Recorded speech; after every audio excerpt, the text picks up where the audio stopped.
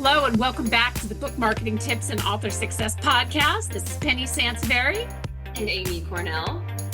And we are recording our special holiday show. If you are listening to this on your podcast app, be sure to click the link to YouTube because we have a very special holiday extravaganza going on here. In fact, I guess we want to just start with really quickly before we dive into the show. Amy and I decided we were going to do backgrounds, special Zoom backgrounds that really resonated with us, right? So Amy, tell us about your background, about your little nursery, like all the lights, and it's really pretty actually. I know. I'm a wannabe plant lady, and I actually do have a lot of plants. And so I decided to go with a plant wall that had some festive decorations and Christmas lights and all the things. And I love how it looks like I live in some fabulous high rise or something like that, which is not actually the case, but it's yeah, it almost looks like you live in a New York apartment. Yeah, that's super fabulous. So I went with a Hallmark. This is a Hallmark background because I really want to be in a Hallmark movie. And this is actually probably a bed and breakfast run by some really handsome widow. He's making us breakfast right now, so I can't stay on this for very long. I love it. All the presents that you see under the tree are probably all for me because I've been a very good girl this year. As they should be. As they should be, yes. So we were really blown away by how many questions that we got. So we invited our listeners to send in questions, and we were really blown away. We actually had to sort of pick and choose which ones that we, wanted to do just for time's sake. And the other piece of this is that for some of the questions that required statistics and research and things like that, we definitely dug into that more. But a lot of these, because we really wanted to keep this kind of a free-flowing thing, a lot of these are they are just off the cuff, our answers and how we feel about certain things. And as is our kind of MO, if you've been listening to us for any length of time, you know that we have strong feelings about a great many things. So with that, the trends for the coming year. Amy, do you want to kick this one off? Yeah, these are always so, we used to do these as blog posts at the end of the year. And they were always, I know. And they're always kind of scary too, because it's like predicting the future, which is both fun, but also very nerve-wracking, Right. So it's like, we all want to be right all the time. So yes. This is kind of, but I think one of the points that I think is definitely going, and I realize this is kind of broad, but I think we're going to see more authors really leaning into really strategic book marketing that's much more personal to their brand and to their readers. I think, and we say it all the time, there's a ton of books out there.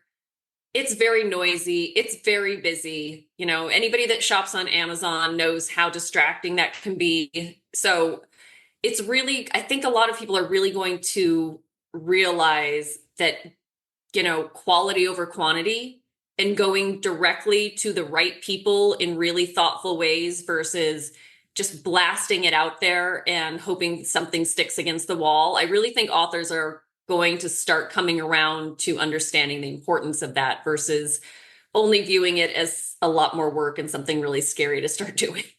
Well, but I also think that in many cases, we really don't have a choice, right? Yeah. So in the majority of cases, we really have to be personalized and we have to be more thoughtful in our approach because there will always be services that are like, oh, we're going to blast your whatever out to 5,000 people.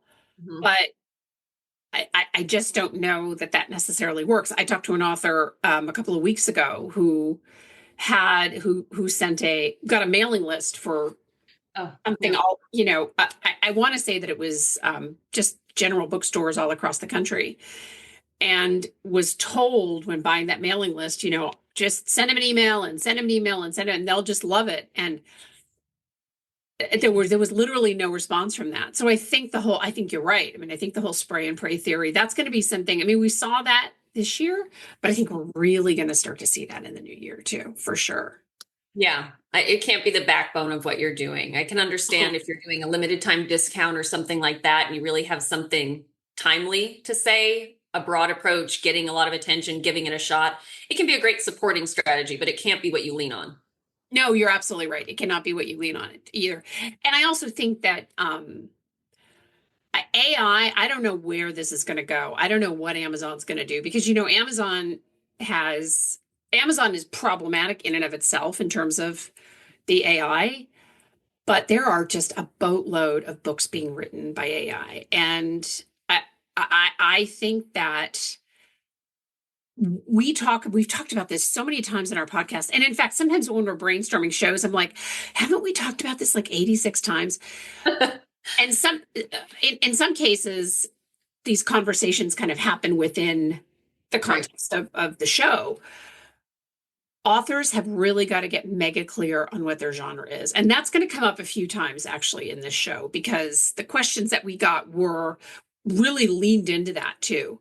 Mm-hmm. Authors have got to get mega clear on what their genre is because a lot of times, so these AI novels that are, and in some cases, nonfiction books that are being written are being pushed out not very thoughtfully, right? Yeah. And I mean, I think if you're cranking out all your books on AI, you're not necessarily a thoughtful person, right?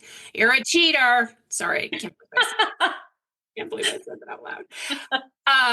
So I think that's also gonna be a thing. I think we said this at the beginning. I remember we did a show on this at the end of last year. We said you have to bring your A game. Now I really think you have to bring your A plus game because there's just so much competition. So the number one mistake that authors make, Amy, I know this is a really tough one. Like this was for me, like when this came through, it was to some degree, it was an expected question, but it was also, okay, so we see authors that make unfortunately mistakes that are hard to rectify. Mm-hmm. From what you've seen, what do you think is the number one? Wow. I mean, this might sound a little broad, but there are there's elements to this. I would say kind of burying your head in the sand and not doing some self-education on just some of the really key points of this industry. You don't have to know it all. You don't have to be a marketing expert to release a book. I'm not talking about things like that, but just really kind of understanding how the production process works, how the release process works. If you're going to be using Amazon, kind of getting a feel for what's going to be required of you in that first definitely 6 months and up to a year. I mean, I know that sounds really heavy, and I say that only because I think that's my biggest one because I witness how much that affects our clients. You know what I mean? When they come to the realization of something that had they known before would have saved them a lot of grief and a lot of stress. Mm-hmm. And so again, you don't have to be an expert in all the things, but at least do some exploring so you know what questions you might need to ask or where you need to fill in holes in your knowledge, just to have a basic understanding of what being in publishing means, in today's market. Well, and you also open yourself up to get taken advantage of. Yeah.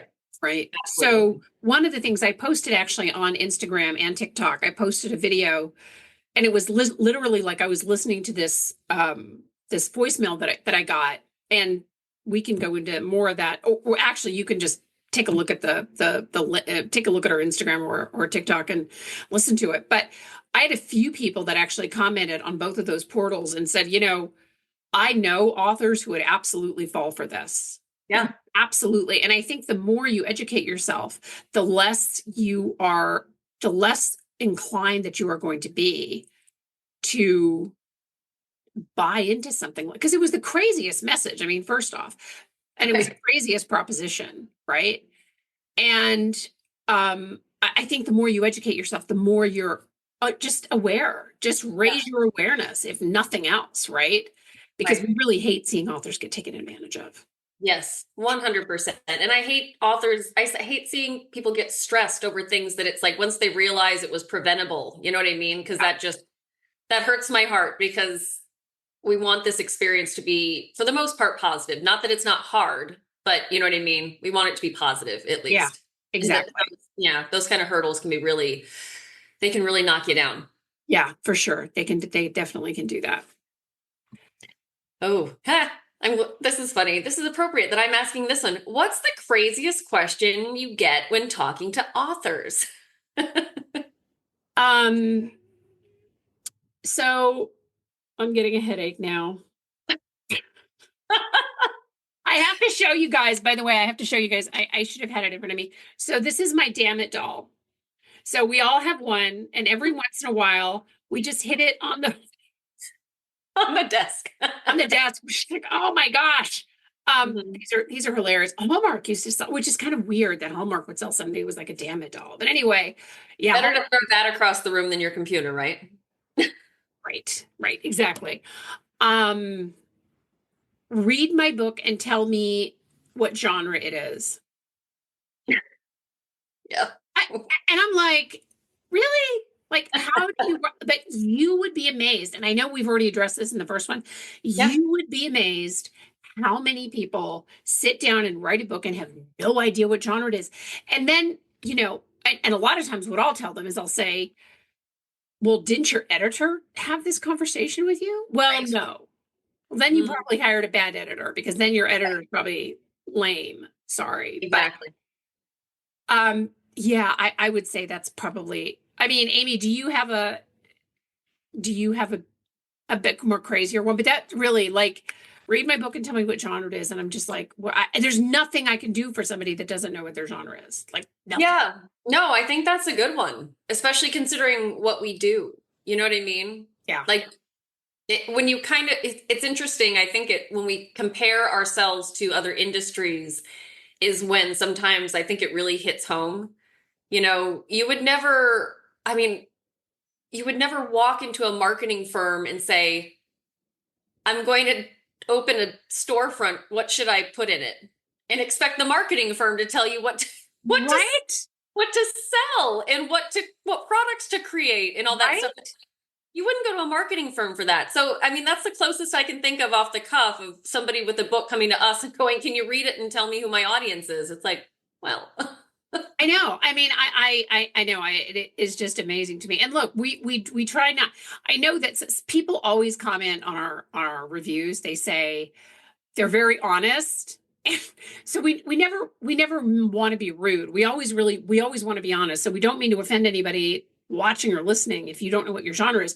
But honestly, you got to know what your genre is. Otherwise, if you're going to let Amazon figure it out, that's going to be a mess and you're going to spend a lot of money on something that's never going to succeed.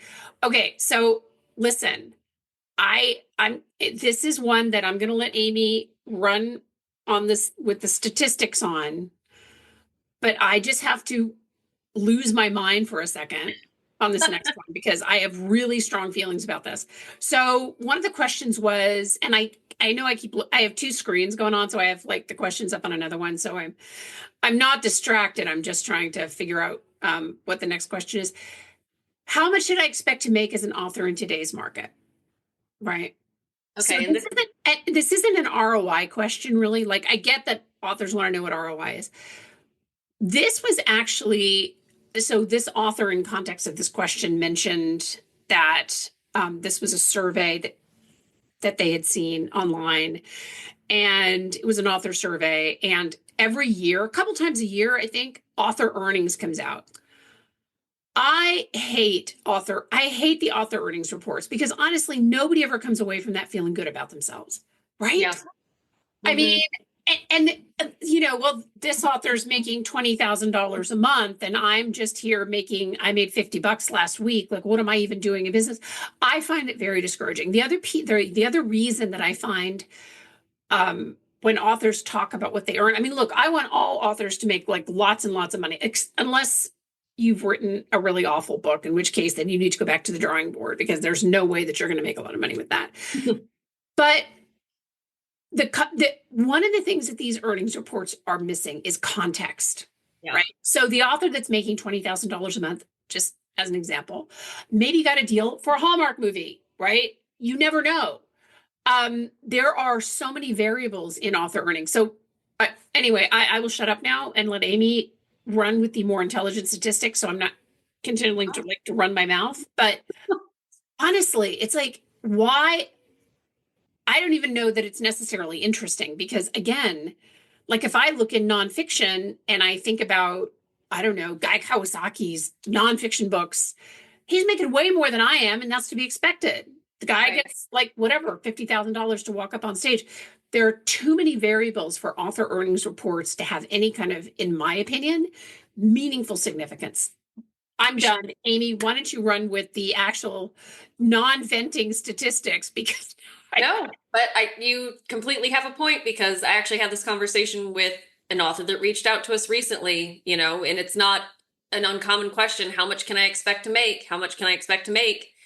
We get it a lot. And I said the exact same thing. I said, well, it's really, there are too many variables for us to tell you in your, you know what I mean, how much you're going to make with your books. Like, I mean, all the way from the fact that I can't even imagine how many books are published every day with zero marketing whatsoever. You know what I mean? Probably the vast majority.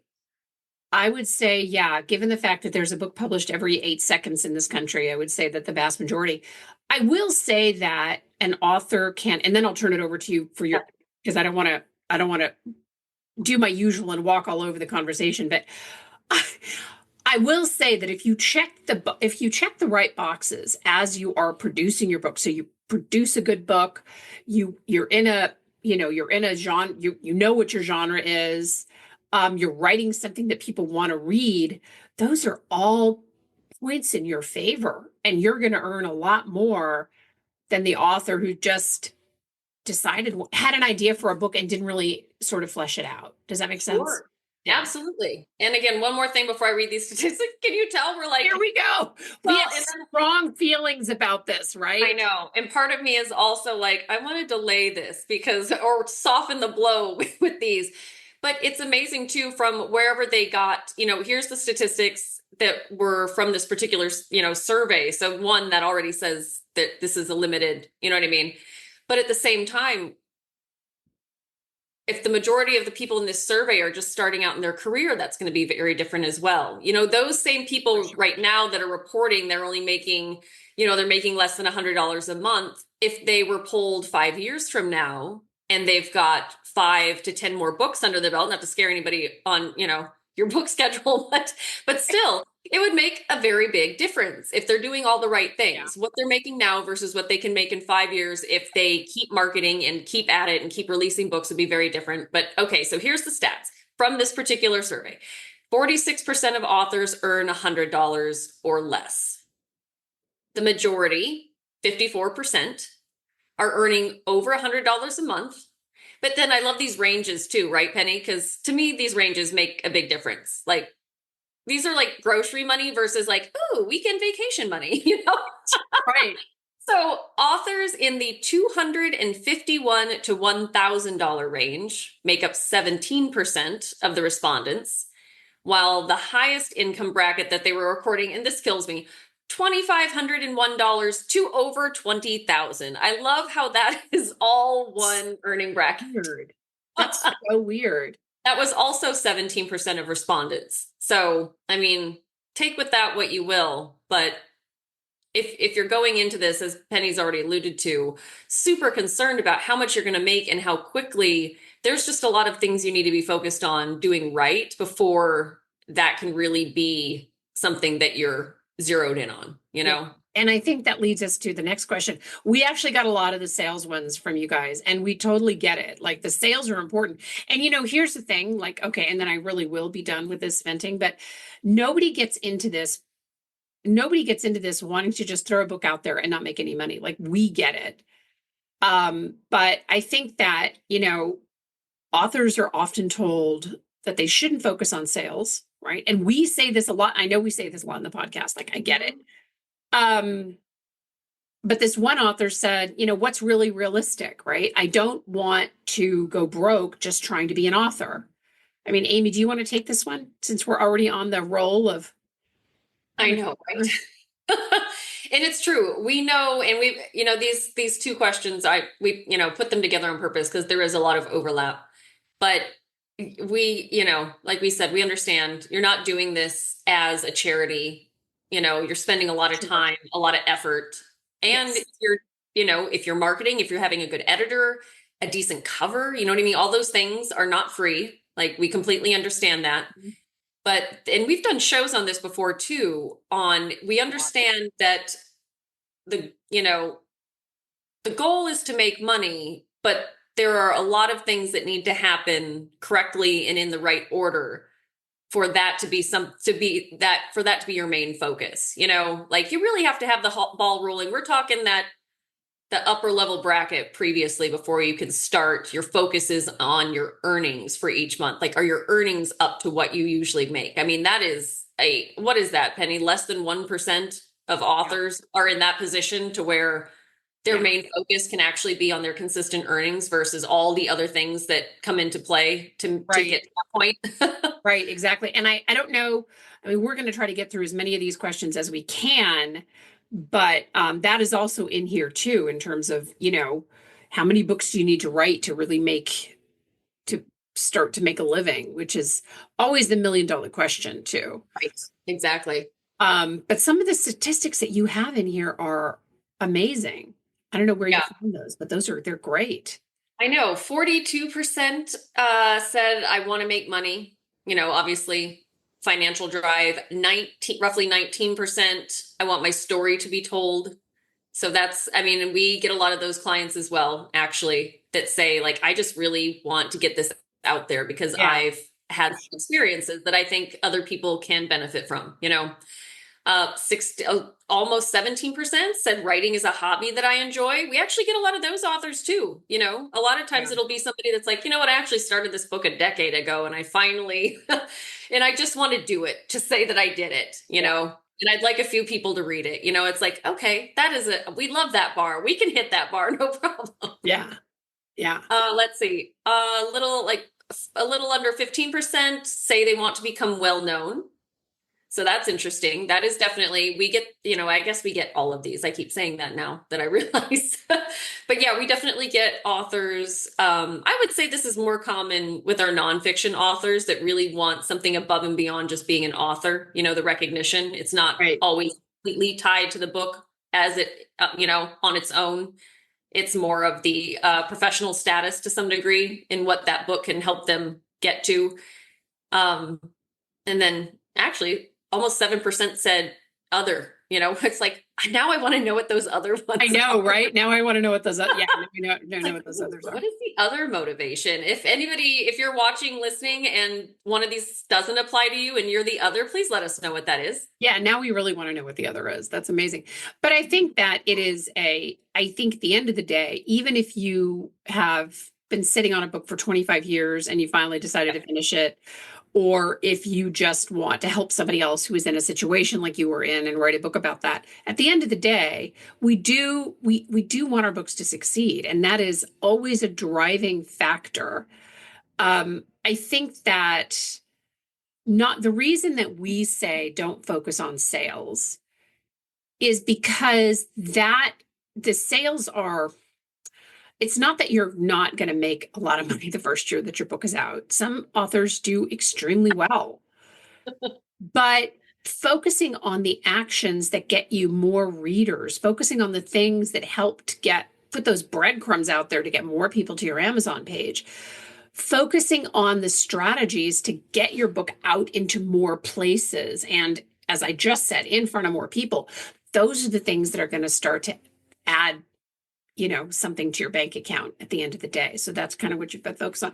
And can I just pause here for a second and say there are a lot of, because I'm such a Hallmark Christmas movie fan, there are a lot of Hallmark Christmas movies out this year that have authors, like author stories, like authors or they're whatever, they're going to a bookshop. Oh yeah. A lot of people say that the most unrealistic part of Hallmark movies are all the widows. Right. Just like all these widows are just like, we never knew that there were so many and good looking, right? Really good looking and successful, whatever, wearing plaid, all the other things. I find the most unrealistic part of these movies is all these mega successful authors that just their first book, like this movie I was watching last night was actually really good. It's my first book and I'm just a national bestseller. And I'm like, really? I know. It's like stop it. Yeah. I feel like I want to write to Hallmark and I'm just like, you're not helping the cause, guys. Yeah. Stop perpetuating this nonsense. Really, yeah. Stop perpetuating this. You really need to figure this out. Okay. So book pricing. They want to know book price. Somebody wanted to know book pricing. Where you land on that? Do free ebooks still make great promotional deals? No. Let's move on to the next question. I'm sorry. Look, here's the thing. Listen, I used to love because I don't have a Kindle reader, but I have the app on my iPad. I used to love to get free ebooks. Like I was that person, right? A week ago, some book went on sale. I don't know what it was. It was $3 or $4, whatever. And I'm like, oh, I want to get this book. And I go to Amazon to click to get it. And Amazon says, you bought this book in 2017. What kind of a loser am I? Right? I'm like, oh, really? So clearly the book made such an impact on me. Look, Your interests are consistent. right. Oh my gosh. I feel like seriously, I just feel like such a Funny. That's good. But the days of free ebooks or putting a book for free has really that ship has really sailed. And yes, there is a value associated with like readers don't necessarily value your free ebook, which clearly because I got the book and didn't even read it. Or maybe I read it and I don't even know. I have to go back and be like, now I'm so super. We're not going to let you buy it again either way. Either way, Amazon's like, hey, loser, you already have this book. I just don't. I mean, the days of free ebooks have passed. That was a surge. Yeah. And it was a very productive surge at that time. But now, I mean, if you're going to discount your book, discount it, but don't feel like you have to make it free. And don't feel like you have to make the first book in your series free either, right? Mm-hmm. If you have a series, I would say lower the price of the first. I mean, I'm a fan of lowering the price of an older book, sure. Right? Or the first book in a series or something like that. So yeah. Amy, do you have anything to add to that? No, I think you covered it. That was good. Sorry. No, I love it. Because again, we have so many great questions. It's so easy for us to go down the rabbit hole on some of these, but yeah. So do you want to take the next one? What's the most successful marketing you've seen authors do to promote their books? Jeez, this is really hard. But again, we're going off the cuff. I think the first thing that comes to mind, I am always really impressed. And every time I've seen it, the author is doing very well. So there's some sort of correlation there, right? When authors develop a world for their readers to involve themselves in. So between their social media, if they have it, their website experience, the number of books that they're releasing, their branding, you know what I mean? Pretty covers that all, even when they're not in a series, you could tell it's by that author. You know what I mean? So I think it's really that immersive experience. So it's not one thing in particular, but it's going above and beyond to put themselves in the shoes of a reader, a potential buyer, and say, what's going to make this extra special for them to where they really can't say no? And then they've got them hooked, because the experience is above and beyond just that one title. There's more to it than that. Yeah. And I think that to your point, I think that what you really addressed is, yes, the world building, that doesn't necessarily work for absolutely everybody. But I think what you're really speaking to is the personalized nature of the marketing campaigns, right? Mm-hmm. I think the more personal you can get with your marketing campaign, the more that you're really reaching your readers, because at the end of the day, the reader is going to make or break your success. Mm-hmm. Full stop, right? I'm listening to a lot of audiobooks, and I'm recommending a lot of audiobooks to Amy. Yep. Some say recommending, some others say pushy as hell, whatever. But that's where you get the reader like, oh my gosh, you've got to read this book. Oh my gosh, you've got to read the book. That at the end of the day is a really successful marketing campaign, because we've seen everything. I mean, I've had authors that have bought actually movie time. I mean, not movie time, like advertising time ahead of a movie in a theater. I discourage that. Yeah. I was like, I don't know. People are really occupied with like last minute bathroom run, getting popcorn, whatever, Exactly. And go ahead.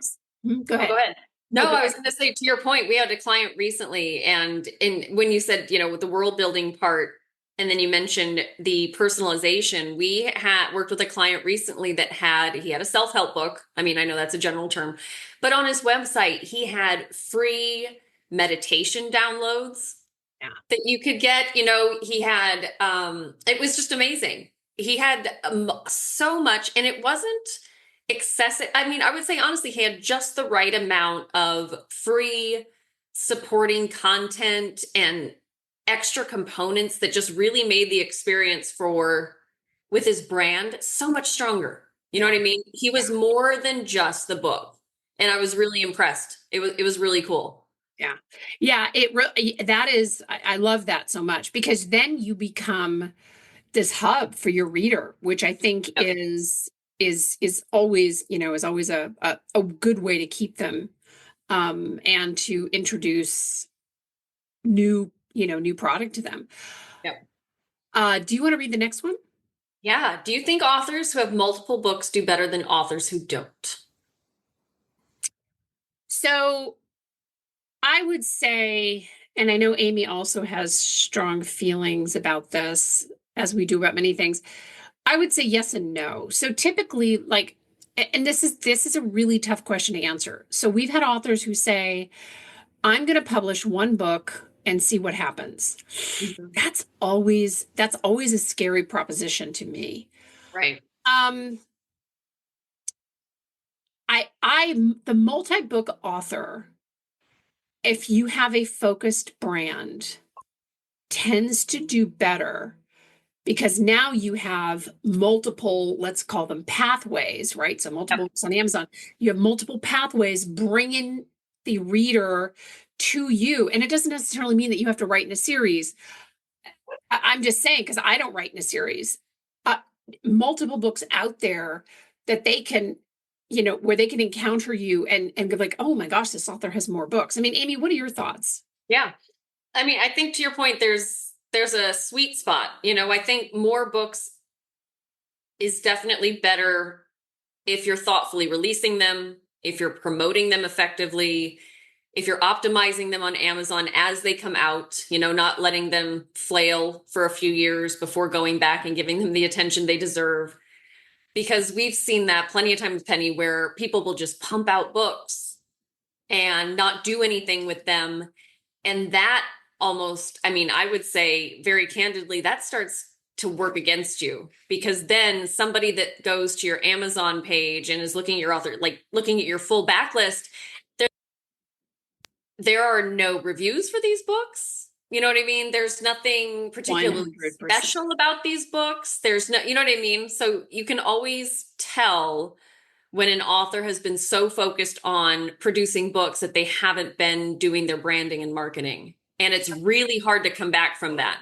That is such a great point to make. It is such a great because we've seen this a lot. And I talked to an author. This was a few years ago, and she was producing a book a month. Wow. I know. And Like, do I do anything every month? Like, right. It just makes me feel, I know it makes me feel like I'm like, oh my gosh. But yeah. she had, I want to say 53 books out. And she knew her brand well. Like there was this conversation. I was really enthralled by this conversation with her. She knew her brand really well, but um, like you said, the majority of these books didn't have reviews because honestly, who's got time? Right. You're Yeah. writing these books, and she said, my readers really like the formulaic nature of my books, and that's great.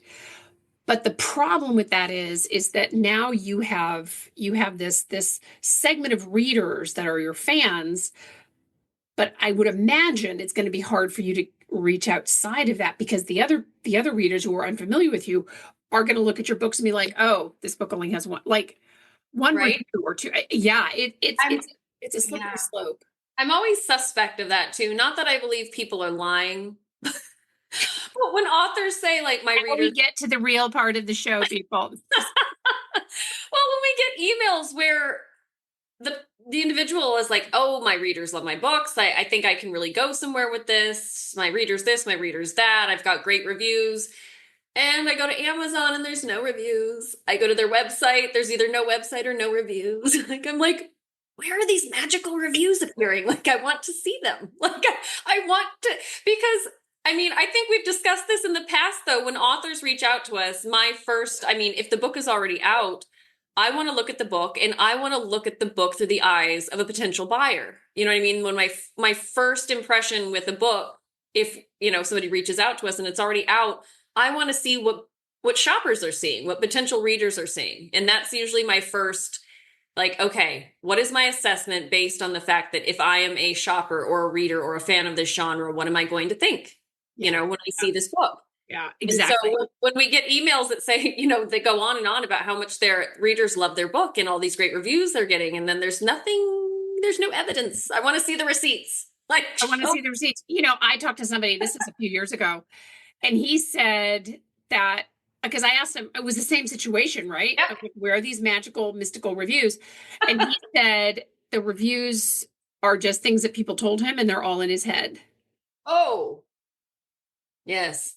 And I was just like those reviews. Yeah. And it was really awkward because I wanted to say, so what do we have to do to get them out of your head and onto Amazon? Yeah. Right. Like a logical follow-up question. How is this going to work? Yeah. How is this going to work? So the reviews definitely, I mean, I think the multi-book authors, it's really hard to find a single book author who is a runaway success, unless you believe the Hallmark Christmas movies, in which case then they are all just runaway success. Right. Multiple books. What? No, I think you're right, because I mean, again, hard facts here. If you're getting even a solid and not exceptional editor, a solid, maybe not exceptional book cover, you know what I mean? Even those things cost money. So just producing your book, let alone marketing it, you're investing in your book.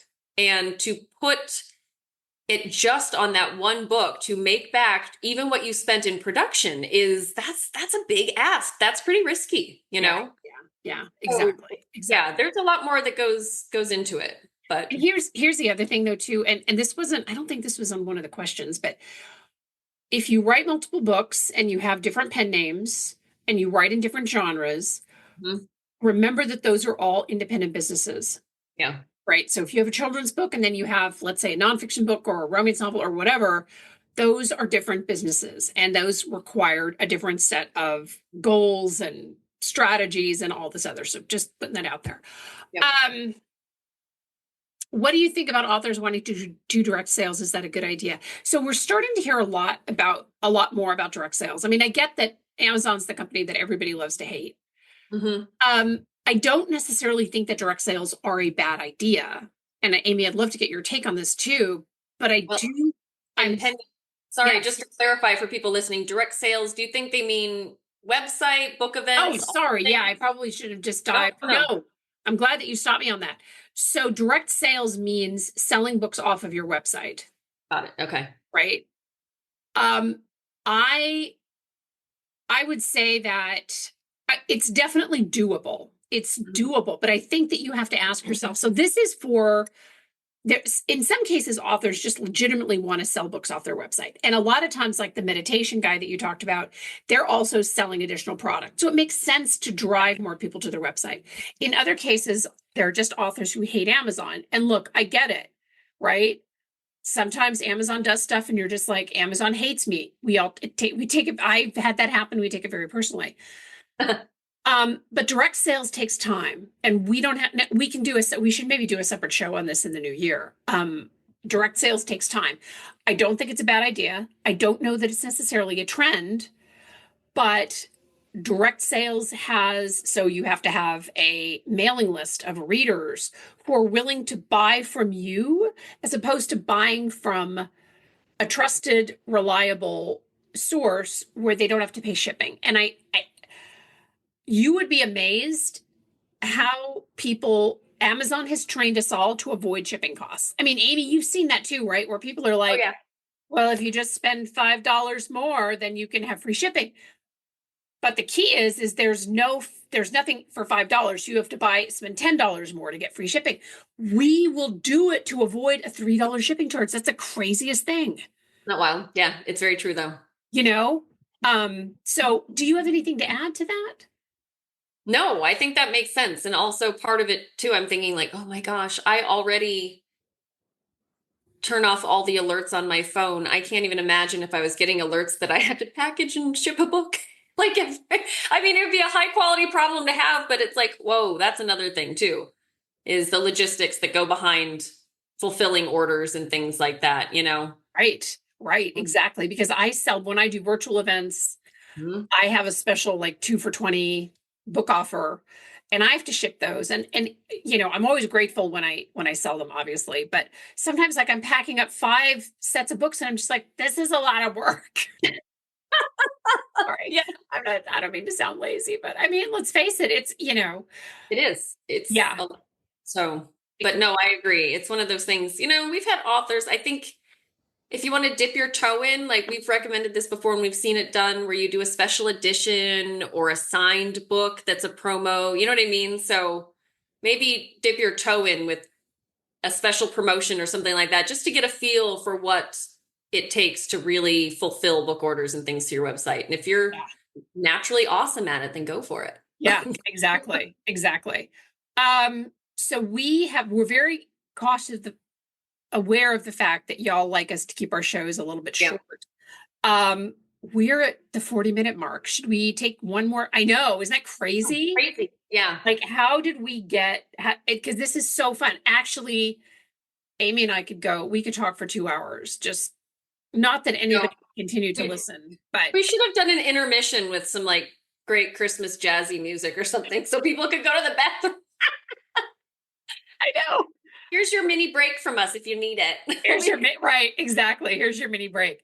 Amy, why don't you pick 2 more questions for us to answer and then we'll wrap. Unfortunately, we're not going to be able to get to all 16 of them, but then we can wrap it up.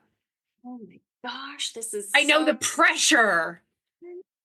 The pressure. And while you're thinking about that, I should go check on my handsome widower who's making me breakfast. Just kidding. I know, right? And I don't know if anybody could hear the sound team. The sound team was in full blast a few Oh, I moments. didn't hear them.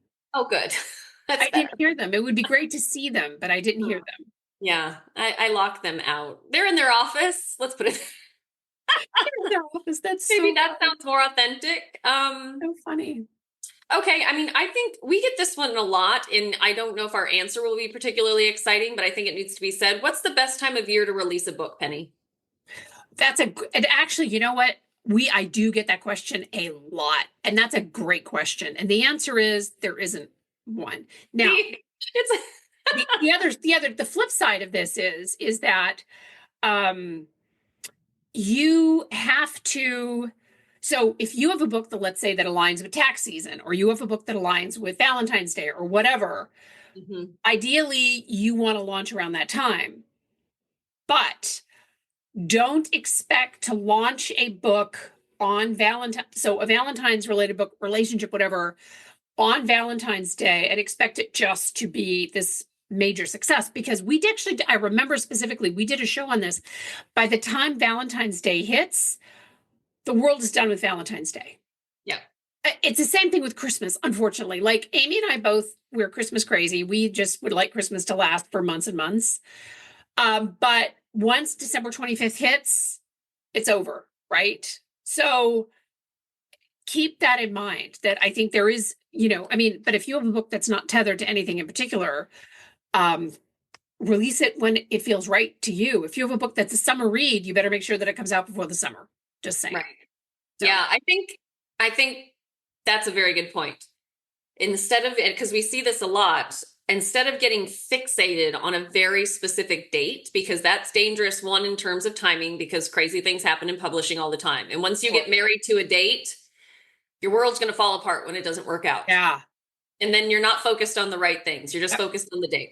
Yep. And also, not to, squash this for people that were really fixated on a date, but it's also just one day, so yeah, that date may mean something to you. And I'm not saying that's not that, there's not some value in that, and that's not worth, trying to accommodate, but it doesn't mean anything to anybody else. So when it comes to, that date, like very similar to the holiday example that you gave, Penny, it's there and then it's gone.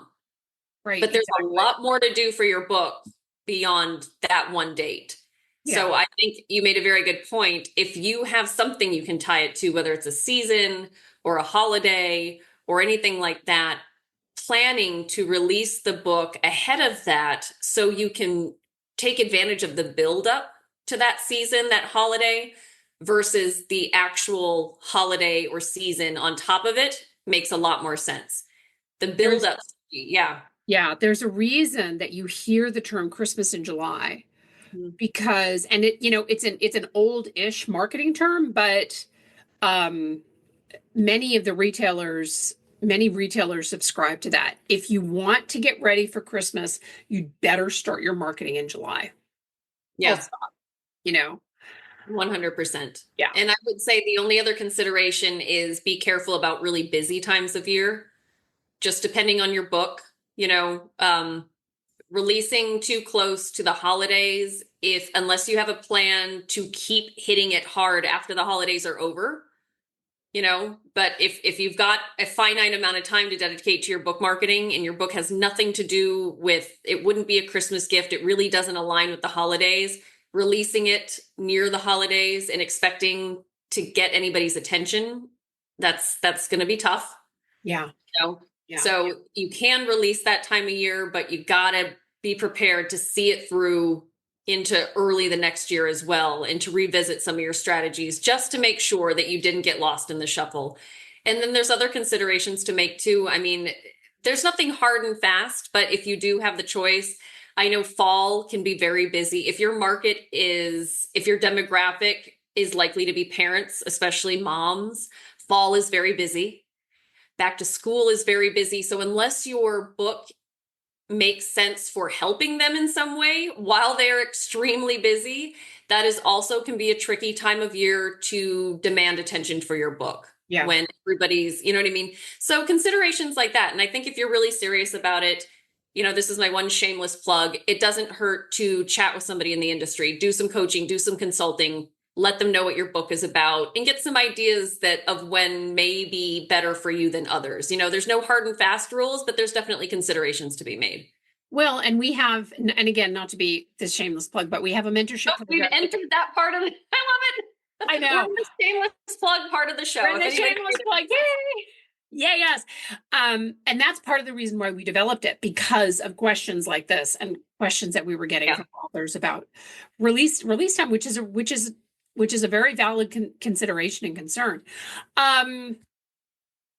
So should we do number 15? What do you think? Number 15 or what? And now we have to pick, right? It's like we're picking our favorite child. Okay. Can we do the quick one, like the 13th one, just because I keep doing it on accident? And I know Penny has strong feelings about this. What's the worst mistake you can make with your book cover? We won't go into like all the mistakes that you can make, but Penny has feelings about AI book covers. Oh my gosh, this is so funny. So Amy's hands right now are an example of what the AI book covers a lot of times look like. Yes. For whatever reason, AI cannot get the hands right. It's the strangest thing. Here we go. Here's what you can expect for your book cover if you do. But I'm sorry, when we were in the green room before we started recording, that happened. We both got a big laugh out of that because we're like, oh my gosh, that's exactly, Penny said, that looks like AI hands when people try to use AI to make the book covers. Lobster hands. Lobster, yeah. I know, I look like Lobster Boy, don't I? They look like Lobster Boy. Is that offensive? Okay, so that was our fake last one. Let's do the real last one. What is the real last one? I think you said number 15, right? Or 15. Okay. How long should an author market a book, and how long should a marketing campaign be if you're hiring somebody? This is a great question. So I don't think that authors doing their own marketing. So we'll talk about hiring somebody in a minute. Authors doing their own marketing, you should always be actively engaged in your own success. You should be doing something every week. If you have a job, it's a little bit hard to do it every day, but you should have a set of goals that you hit every single week. So when marketing is a conversation, when you stop marketing, the conversation stops. That's the long and short of it. Now, in terms of working with a PR firm, so we get this question a lot, both when I talk to people, when Amy talks to people. And the length of the marketing campaign doesn't necessarily mean that it is going to be more successful. The marketing campaigns, and I can only speak for Amy and I can only speak for AME, but Our campaigns are designed in length based on strategic, focused strategies to get this out to readers. But I've had authors who say, I really want to hire a company for 6 months. It's like, well, okay. So in some cases, maybe there's a lot to do, right? But let's say hypothetically that you have a fiction book. It's not that there's an end of the road to marketing for a fiction book, but once we pitch your influencers and we've gotten acceptance and you've gotten some reviews, we're not going to keep repitching the influencers, and there's not an infinite number of influencers to pitch. So that's where this gets really confusing for authors. It's like, just because a campaign has a really long duration, typically the campaigns that we have that have longer durations are because there are a lot of strategies that are rolling out, right? And we're pacing those out over time. We've never worked on retainer. I don't know anybody in book publicity that works on retainer anymore. I think that's kind of gone out the window, because honestly, retaining a retainer doesn't benefit anybody. And I say this to authors all the time. It doesn't benefit anybody except for the book publicist, honestly. Yeah, so expensive. It's so expensive. Yeah. So I think, I mean, Amy, did I explain that correctly? Because I realize I have strong feelings about something, and here's my damn it doll again. I know. Another No, I think you did. I think, how long you should be marketing, both whether you're doing it yourself or hiring somebody, really depends on how far in advance you're planning. Yeah. And what you have available to you. If you're going to have advanced review copies, then you can start sooner. If you can or are willing, I mean, again, there's so many factors, who you're working with, if you're using a publisher, things like that. But if you can or are willing to put your book up for pre-order, that's another phase, that potentially that extends the life of your marketing, your launch campaign. If we're going to use that as kind of like, the ground zero. And then obviously there's the release marketing. So what you need to make sure happens when the book lands, especially for things like Amazon, to make sure the book doesn't get lost in the shuffle, your optimizations, things like that, making sure you're getting books in readers' hands right away. So you start getting reviews generated on your retail page. So, I mean, if you're planning ahead, and again, all of this, there's budget, we won't go into that, but all of it, there's budget. But if you're planning ahead, you can extend the marketing timeline quite a bit. But we do get that question a lot, like, well, what if I want you to market my book for 6 months? It's like, well, that really doesn't make a lot of sense, because if you do the right things when you release a book or in prep for the release, the marketing can actually get much simpler going forward. I mean, if you just have endless money to spend, give us a call. We love that. We're happy to do your incremental monthly marketing for you. But in reality, that's not the situation most authors are in. But if you do things right the first time, and for the launch and in the prep, and you're crossing T's and dotting I's, the TLC that you need to keep giving your book month to month does get a lot simpler to manage. It does. But again, these phases, I'm going to mention again, the author mentorship program. We've been, including it in our show notes. So check it out. Like, we address all of these phases. So if this is something you want to stay on top of, please, consider reaching out to us and just chatting with us about what the options are. Yeah. But truly, like, it's a never ending effort, but there are ways to make it a lot easier and a lot simpler to manage. Well, and I also think that for authors that are watching this or listening to this, and you're like, well, I don't really have a ramp up, like my publisher my book and sometimes that happens, right? Sometimes the publisher or the author just like, okay, well, now I'm launching tomorrow and I didn't have any ramp up. Don't stress about that, because we've seen authors do very well with limited early marketing. And honestly, if it's your first book, and you're just establishing yourself, I'm not saying that it's a waste of money to do the early marketing, because there are things that you can do. But as authors release more books, they have fan bases, and they have they start to get, there's bigger sort of tribes that the author has that they can reach out to. So, and you have street cred in theory.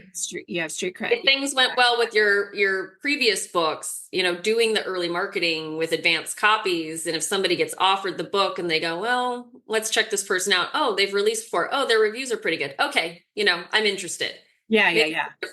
Yeah, exactly. So this was really, really fun. We hope that you were able to join us on YouTube. And by the way, y'all, no pressure, but I'll be really disappointed if I go to my YouTube and only 4 people watch this video. Because I got to tell you, seriously, we will never do. There are a lot of podcasts out there that do video companion, like the video, like where they're in this. We will never do that because this took a lot of effort. I have a green screen behind me that fell down 48 times. So if I sneeze right now, clearly I do not. If I sneeze right now, the whole thing comes crashing down, and then you'll probably see Cosmo, who's behind me waiting for us. I know, right? The Hallmark mystery is over. The Hallmark, the peaceful Hallmark scene is, and my fake widower who's making me breakfast is all. I know. So yeah, turn it on YouTube. Even if you don't watch it, it'll make us feel better. Just stick your phone somewhere and you can go on with your day. So funny. Yes. Please just humor us because we are egomaniacs and pathetic, and we will look at our numbers just so we're clear. It has been an absolute pleasure to do this. We had so much fun both prepping this as well as putting together the show and getting the questions from y'all. This is not our last show of the year, so we've got a bunch of December shows, really exciting lineup. Thank you so much for tuning in. Reviews wherever you listen to the show, or leave us a review on Amazon, on YouTube. And we will see you next time. Bye-bye.